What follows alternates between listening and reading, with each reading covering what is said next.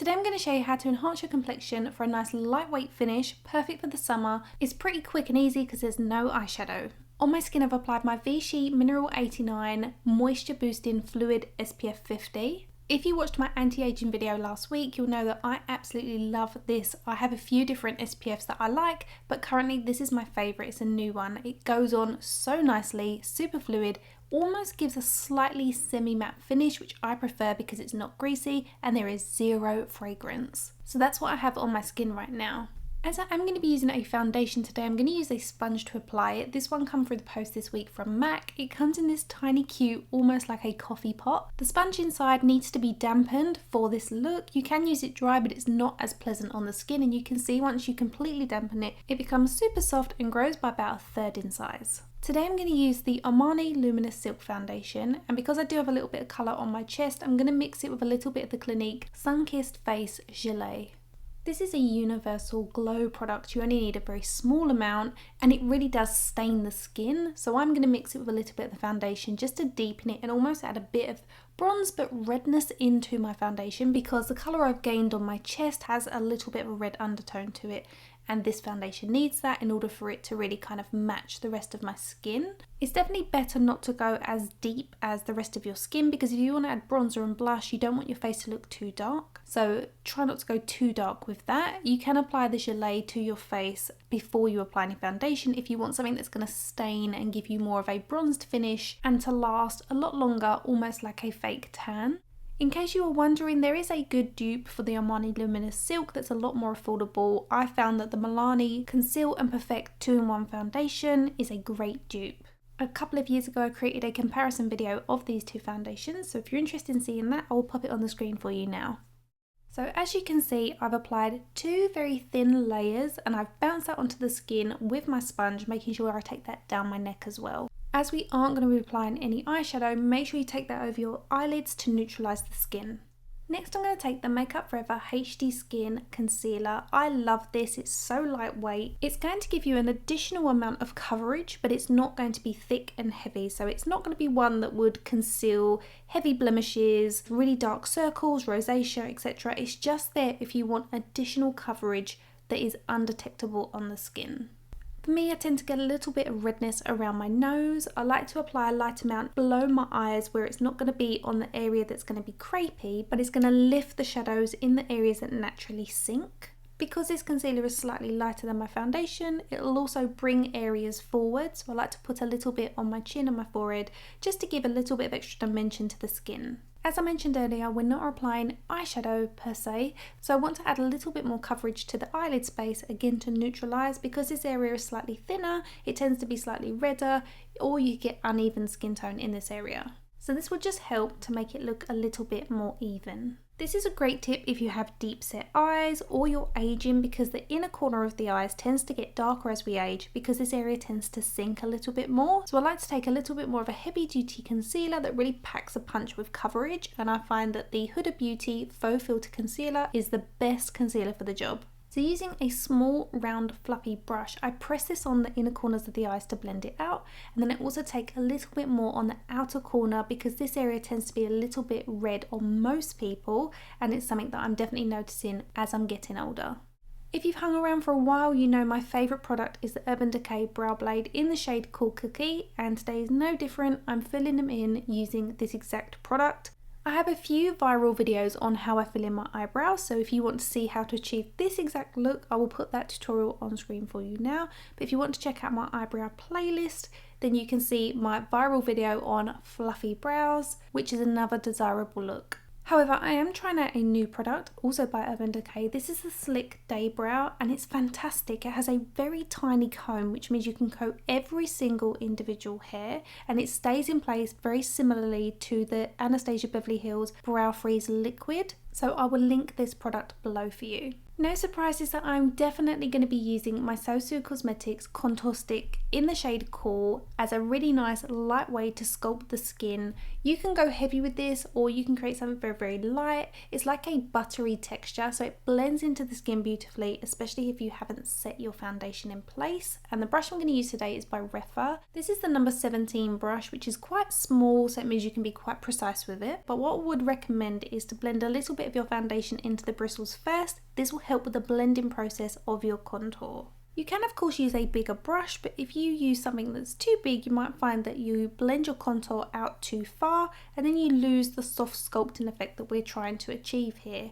You can obviously go over it with your beauty blender that has a little bit of residual foundation in it. That will also help with the blending process. So if you find that you've still got quite a bit on your skin, bounce over it with your sponge.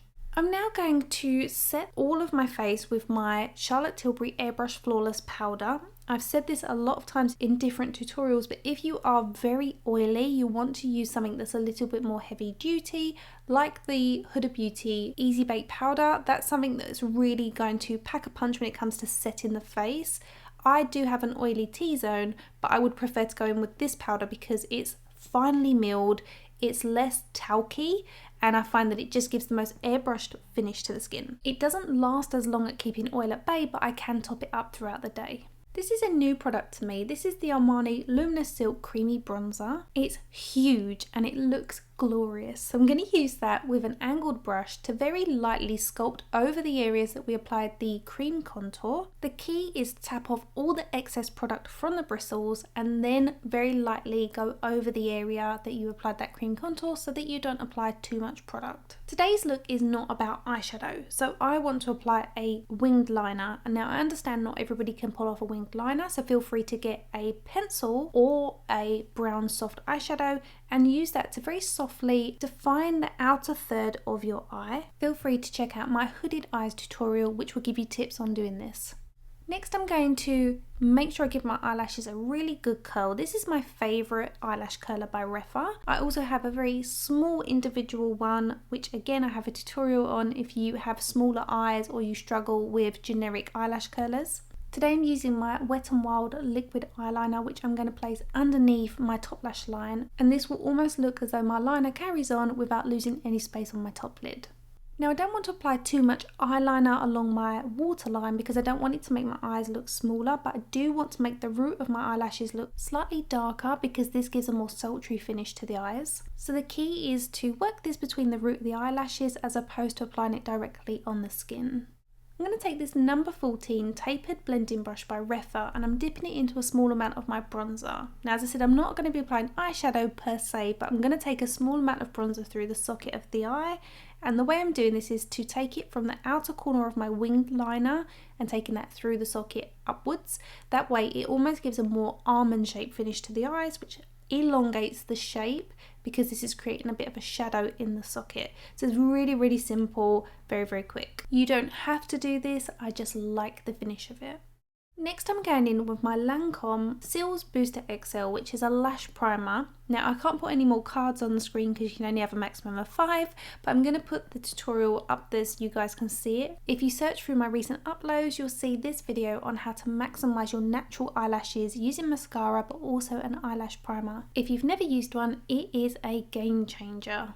Of course I'm going to follow that up with my favourite mascara of the moment, which is the Lancome Lash Idol mascara. This also comes in a waterproof version if you prefer waterproof mascaras. I can attest it is fantastic because I wore it on my wedding day. So I'm applying one layer of that to my top lashes, but I'm also going to apply a light single coat to my lower eyelashes. You can leave it there and skip this next part if you like, but I really love lashy eyelashes. So I'm going to apply these individual ones that I got from AliExpress, I think, which I will link below for you. And I'm going to use some duo glue to apply them. I love that they're kind of dovetail, fishtail style, so they're spiky. I'm just going to apply maybe 5 or 6 along each eye. And this is really going to accentuate them. Because we're not using eyeshadow, I want the eyes to still look super feminine. And this is a really quick and easy way to do that. I do have an eyelash playlist, so if you are interested in learning how to apply eyelashes, I have tutorials on individual lashes that are super up close, so you can see all the detail, as well as strip lashes. So you can see the before and after because I've done one eye and the other eye doesn't have any of their lashes, and you can see how much of a difference it really does make. It makes them look fuller, but because they're spiky, it's not like wearing Russian lashes where it's a bit too full on or overwhelming on the eyes. This is very lightweight and super feminine. You might prefer the mascara on its own, and that's absolutely fine as well because the mascara on its own is also just as beautiful.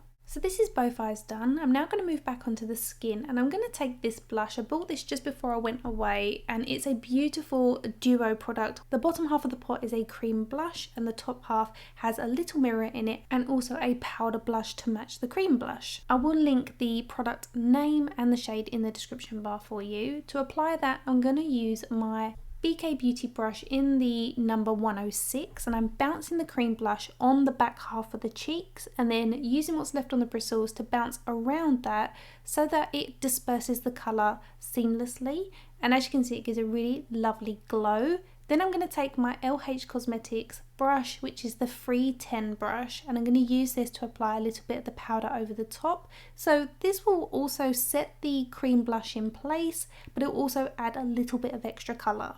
As I mentioned, this tutorial is very summery and fresh and lightweight, so I want to stick with something light on the lips. I'm going to use this Faux Filler Gloss by Huda Beauty. I'm using a mix of two shades, which I've used in a few tutorials recently because I'm absolutely loving it. This is Sugar Baby and Honey mixed together, so I apply one colour on my bottom lip and the opposite colour on my top lip, and then I mix them together for a beautiful glossy finish in a very natural shade.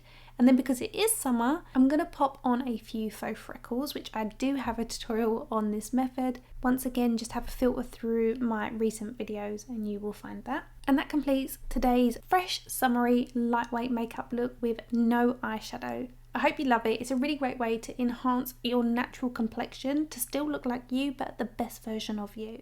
I will list and link every product that I've used in the description bar so you guys can shop directly from the video. As always, if you have any questions, please leave them in the comment section below. If you have any tutorial ideas, I'd also love to hear those in the comment section. Please give the tutorial a thumbs up if you enjoyed it because it really does help with the algorithm. You can follow me outside of YouTube over on Instagram at ShowMeMakeup, and I'll see you again in another video very soon. Bye guys!